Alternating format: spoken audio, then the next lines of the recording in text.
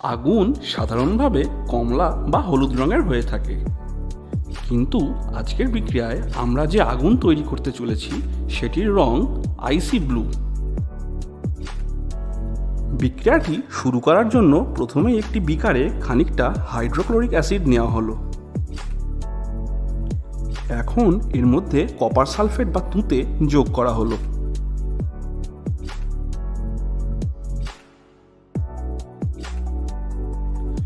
যে মিশ্রণটি পাওয়া গেল সেটিকে একটি কনিক্যাল ফ্লাস্কে ঢেলে নেওয়া হলো।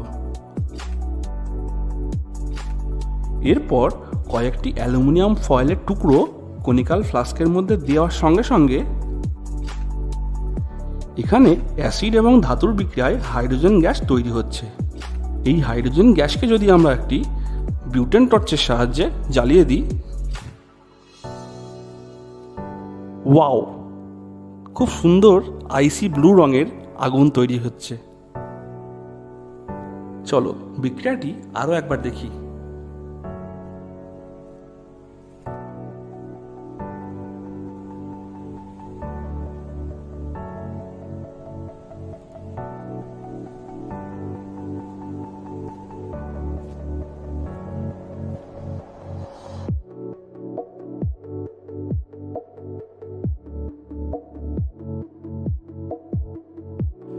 সবশেষে কনিক্যাল ফ্লাস্কে অ্যালুমিনিয়াম ক্লোরাইড, অ্যালুমিনিয়াম সালফেট এবং ধাতব কপার অবশিষ্ট হিসেবে রয়ে গেল।